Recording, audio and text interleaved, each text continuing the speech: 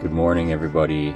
Happy July 3rd. It is Friday. Assuming a lot of you guys have today off and you're getting ready to celebrate the 4th of July. And, I wanted to come on today and share a little bit about my story. It seems that I sometimes can forget where I come from and the things that I've been through, and not necessarily forget it, but, I've gotten into my life and my recovery so heavily over the last 5 years.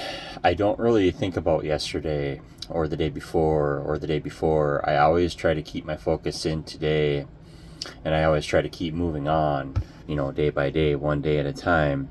And we're going to touch on a video, and I'm going to talk about, recovery isn't trying to pretend that your past didn't happen, but it's about refusing to let that past decide who you are today.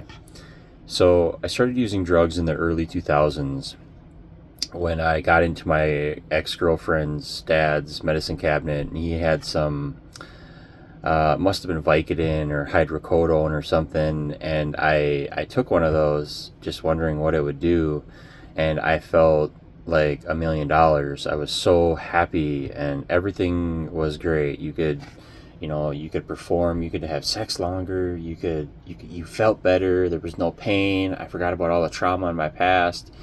But that obviously, over the next course of the next 10, 15 years, that turned into an addiction that ultimately led me to heroin, meth, and in my early 20s, I started drinking every day too. And I would go, a year sober, 2 years drunk, year sober, 2 years drunk, and I just did this, juggle of addiction. And I quit using methamphetamines, prescription pain pills, and heroin in August of 2011. And that happened to be the same time that I got sentenced for aggravated robbery that I committed in 2010. Had I not stopped using drugs at that time, I was going to get sent to prison. And I was very scared of that because I had just experienced 8 months in a county jail, and that was not pleasant. I had to learn the hard way how to stand up for myself. I had to go through withdrawal from heroin, meth, prescription pain pills, and alcohol, all in the county jail. And I ended up getting a cellie who had just gotten out of prison, and so he was hard. He was prison, he is prison hard, and he came out and he taught me a lot, but he also kind of exploited me a lot too and tried to get me to do things that I didn't want to do, and I had to stand up for myself, and it was tough. It taught me a lot. It taught me how to be tough. It taught me how to stand my ground. And now I refuse to take crap from anybody. It isn't worth it, right? And a lot of fights you just got to ignore anyways, or a lot of trolls and bots. It isn't worth it because they haven't been through what you've been through. I haven't been through what you've been through. You haven't been through what I've been through, and we all have trauma and drama that we're trying to work through. And so in August of 2011, I got sober, I got sentenced, I went to outpatient, I graduated, I had my son, and then I had my daughter, and I never looked back. I never wanted to look back, right? I went through times of, I broke my ankle a couple years into recovery, snapped my ankle. I have an 8-inch plate with 10, 12 screws and bungees, everything holding everything together, and I didn't have to use. I had multiple reconstructive ear surgeries. I didn't have to use. I had teeth pulled, several teeth pulled. I didn't have to use. I had kidney stones. I didn't have to use. I'm reminded of those times when I have opportunity to choose which way I'm going to go. I can go back and start using Percocet again, or I can choose not to, and then my life changes ultimately because of those decisions. Now, alcohol is a little bit different. I started drinking alcohol when I was about 17, and I didn't start drinking daily until I was probably about 23. But it lasted until I was about 35, 36. So I had a really good run on alcohol every day, about 1 to 1.5 liters a day. Towards the end there, I had an alcohol-induced seizure in April of 2019, which left me basically with no choice but to quit drinking alcohol. And I quit drinking alcohol as a result of that, and I never looked back. So April 10th, 2019 is my sober date from alcohol. And what we're going to talk a little bit about today is picking up the pieces and not looking back. What's back there and what's behind us, it gives us a lot of experience and a lot of know-how on how to proceed into the future, but there's nothing back there for us. It's done. Yesterday's history, tomorrow's a mystery. We have to focus on today. So, one of the biggest mistakes that we make in our recovery isn't picking up a drug or a drink. It's waking up every morning and thinking about yesterday and dragging it into today. We replay these old conversations. We relive our worst decisions. We start to remember the people that we hurt and the people who hurt us. We think about the opportunities that we lost, the things that we lost, the material items that we lost, the times that we spent in jail. We beat ourselves up over time, and we'll never get that back, you guys. And so before we've even had our morning coffee, sometimes we've already convinced ourselves that we're still the person today who we were yesterday. But there's something I've learned in recovery, and I'm going off my notes because I do a lot of researching and I write a lot of stuff down, and I try to bring forth my truth to you to help people who are experiencing these same things. Some people say my videos are crap. That's okay. I'm not forcing anybody to watch them, but I know that there are a few people out there that we're helping. So the past can teach you, but it should never trap you, right? Your past is a chapter, not the whole story. We're still writing the story. We're still here doing that. So addiction has a way of convincing us that our identity is permanently attached to our mistakes in the past. I'll always be an addict. I'll always be a failure. I'll always be an alcoholic. I'll always be the person who hurt my family. I'll always be the one who messed everything up. Those thoughts, though they feel true, it's because we've repeated them for so long, right? They start to confuse us. They start to confuse something important. There is a difference between what you've done and who you are becoming. Recovery is about becoming. We talked about this in a couple videos past. It's not what you do, it's who you become. It's what you become. Recovery is something you become. It's not something you do. Abstinence is something that you do. Sobriety is something that you do. You put down the drink or the drug and you pick up sobriety. That's something you're doing, but recovery is about becoming. If you define yourself only by your worst moments or your worst mistakes, you'll never leave room for growth, right? I sound like Tony Robbins or something. But that's such a truth. So think about a book, right? No one reads one difficult chapter and assumes they already know how the story is going to end. Yet many of us do exactly that same thing with our own lives. We decide that the ending, right? We decide that the ending based on the chapter we regret the most, right? And then all of a sudden, boom, it's over. That's it. That's not it. The story continues. We're still writing the story, right? So recovery is what invites you to keep writing, right? So guilt can help us. Shame will keep us stuck, right? Two different things. Guilt says, I made a mistake. Shame says, I am the mistake.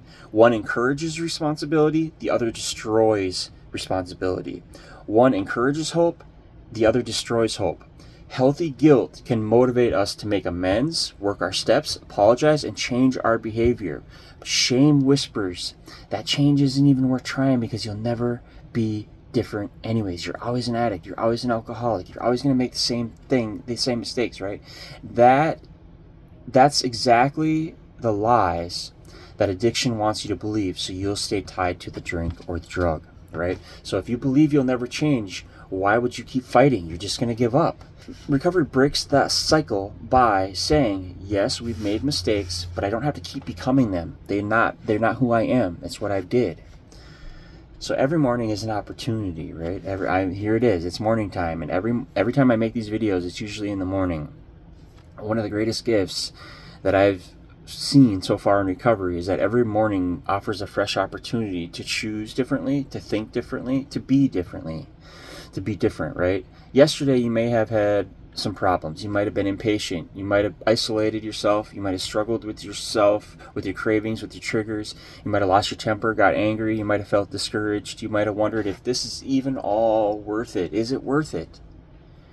None of those things have to be what you decide happens today. Today is a new day. You don't get to rewrite yesterday. It's history. You do get to rewrite today, though, and write today and tomorrow. And today's choices will eventually become tomorrow's story. So we're writing our story as we go along. Stop thinking and rehearsing your failures. A lot of us are spending time every day replaying everything that we wish we would have done differently. Almost like we're punishing ourselves, right? As if enough self-hatred or guilt or shame will somehow erase the past. It won't. If beating yourself up actually worked, you'd probably be healed by now, right? The truth is, growth comes from reflection, not repetition. Ask yourself this: what can I learn from yesterday? Then ask yourself a better question and go a little bit further. What can I do differently today than I didn't do yesterday? That's where recovery lives. It lives in those ordinary questions that we ask ourselves that allows growth, not in endless regret, but in our daily action. People will remember who you were, and people will bring that back into your life, and people will say, you're this, you're that. That part is hard. I get it. Some people won't immediately trust you. Some relationships may never fully recover. Others may continue to remind you of your past. That hurts. But here's something to remember, my friends. You can't control how quickly other people recognize your growth. You can only control whether you continue to grow or not. So stop changing just because someone else hasn't noticed your change yet. Real recovery isn't performed for applause or way to go or attaboys. It's practiced because it's the right way to live, and it's going to keep us sober and abstinent and in recovery from the things that took us down to the depths of hell. Okay, we're out of that place. Small wins matter. Sometimes we think transformation has to be dramatic and it has to be, oh, look at this. When in reality, it usually looks ordinary, like we talk about on this channel. We are recovering in our ordinary days. That's when we get the most growth. So getting up on time, keeping your word, returning a phone call, being honest, choosing not to react in anger and to be calm, find that peace and purpose, going to bed sober. Amen. None of those things will erase the past overnight and will create a new yesterday for you today. But they slowly start to build a future that's stronger than that, right? Brick by brick, day by day, like we say. So give yourself permission to move forward. Tell yourself you're going to move forward. There's a strange comfort in staying stuck. Our body, our mind, our spirit, our soul, it is comfortable when it's stuck. We have to get uncomfortable sometimes. You know, the familiarity of being comfortable is what our body and our mind truly likes to stay, right? It likes to stay stuck. But moving forward can actually feel rather uncomfortable because it means accepting that change is possible. Some people don't know how to forgive themselves. They beat themselves up. Others don't believe they deserve the peace. But if you're doing the work, if you're showing up, you're taking responsibility, you're living differently, then don't keep sentencing yourself to that prison you've already started walking out of, and perhaps you're even out of, right? You're not even in there anymore. Accept the lesson, carry the wisdom, leave the weight behind. Maybe yesterday wasn't your best day. I've had some pretty bad days too lately. Maybe you lost your patience. Maybe you struggled. Maybe you even cried. Maybe you got angry. Maybe you questioned whether recovery is even still worth working. But you know what, my friends? If you're listening to this video right now, you're still here. You're still breathing. You're still fighting. You're still choosing a better life, because that's what matters, my friends. Yesterday has already taken enough from us. Don't let it steal today too. Wake up each morning with this reminder to tell yourself, I can't change what happened yesterday, but I can choose who I become today. Yesterday's history, tomorrow's a mystery. Yesterday is history, tomorrow is a mystery. Stay in the present moment. Choose who you're going to become today. And if you keep making that choice day by day, choice after choice, you'll eventually realize something rather incredible. That life that you once thought was impossible wasn't built by fixing the past. It was built by refusing to live in it. That's the story, and I'm sticking to it. I spend a lot of time researching and writing notes and taking these videos very seriously, because I think perhaps somebody out there will eventually need to hear it, when they need to hear it, why they need to hear it. And I know our stories always don't align, and I know we've all had different struggles, different stories, different yesterdays, and so on. But perhaps we can take a lesson from these videos and start to think that, you know, recovery is about gaining information. It's about gaining experience. And not only gaining it and thinking about it, researching it and writing and journaling, but it's about putting it in action. And it's about living in the present moment day by day. So no matter how many people in your life make you feel guilty or bad for who you are or what you become, live in the comfort knowing that you're doing the right thing if you're staying sober and working in recovery. And yes, we all have some things that we need to work on. Amen. But if you're trying, that ain't lying.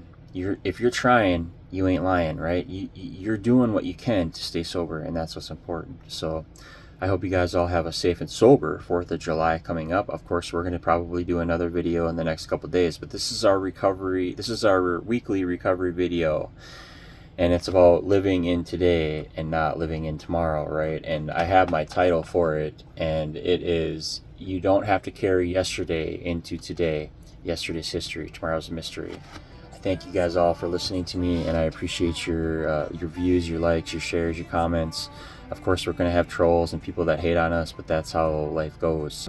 I hope that everybody is staying positive out there and that we can carry that through into today, and then so on and so forth. So be well out there. God bless you and stay strong. And I'll see you on the next one. Lefty out.